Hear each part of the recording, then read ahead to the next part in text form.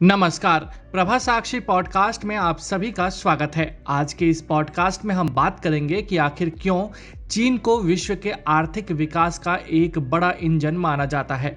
तो आइए सुनते हैं आज के इस पॉडकास्ट को। लेकिन उससे पहले अगर आपने हमारे चैनल को सब्सक्राइब नहीं किया है तो ज़रूर कर ले, ताकि हर रोज़ आप ऐसे ही इंटरेस्टिंग और जानकारीपूर्ण पॉडकास्ट सुन सकें।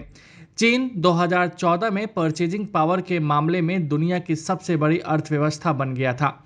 चीन की जीडीपी 2018 में संयुक्त राज्य अमेरिका की 66% थी, जिससे यह दुनिया की दूसरे सबसे बड़ी अर्थव्यवस्था बन गई।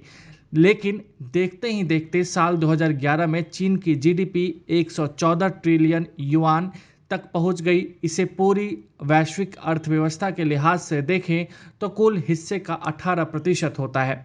चीन का सकल घरेलू उत्पाद 12,500 अमेरिकी डॉलर के करीब पहुंच गया है। वक्त के साथ वैश्विक आर्थिक विकास में चीन का योगदान भी तेजी से बढ़ा है। ये आंकड़ा अब 30% के करीब हो गया है, जिसकी वजह से विश्व की आर्थिक विकास का चीन एक बड़ा इंजन माना जाता है। 4 दशकों में हुआ तेजी से बदलाव। चीन की तेजी से होती आर्थिक तरक्की के पीछे की एक बड़ी वजह यहाँ होने वाला विदेशी निवेश था। तेज आर्थिक तरक्की की बदौलत चीन ने बीते कुछ दशकों में मुल्क की आधी से ज़्यादा आबादी को गरीबी रेखा से बाहर निकाला है।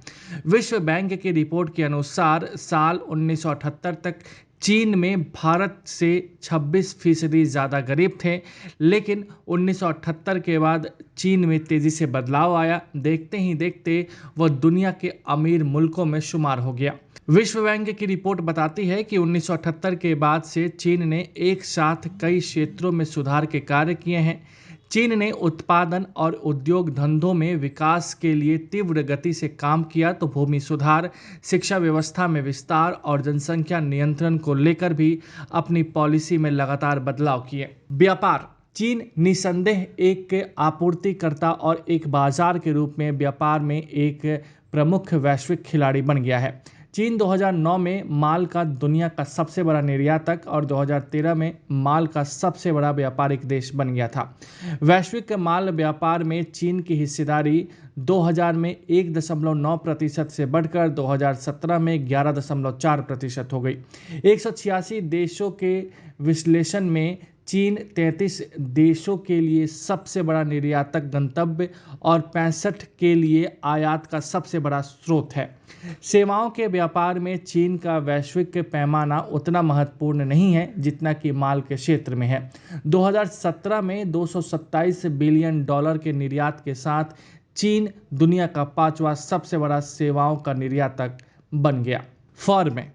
कई चीनी फर्मों ने वैश्विक स्तर हासिल किया है। गौर करें कि 2018 में ग्लोबल फॉर्च्यून 500 में से प्रमुखता से चीन और हांगकांग की 110 फर्में थी, जो कि 126 के यूएस टैली की ओर बढ़ रही थी। हालांकि चीन के बाहर अर्जित इन फर्मों के राजस्व का हिस्सा बढ़ा है, लेकिन इन वैश्विक फर्मों द्वारा भी विदेशों में 20% से कम राजस्व अर्जित किया जाता है। चीन में प्रति व्यक्ति आय। जहां एक तरफ भारत में आर्थिक सुधारों का सिलसिला 1991 में शुरू हुआ, उसी दौरान चीनियों की प्रति व्यक्ति आय $331 हो गई, जबकि प्रति भारतीय की आय $309 थी। साल 2019 में चीन की प्रति व्यक्ति आय भारत से 5 गुना ज़्यादा है। आंकड़ों के अनुसार चीन में इस समय का कैपिटा इनकम $10,500 के आसपास है, तो भारत में $2191 के करीब था।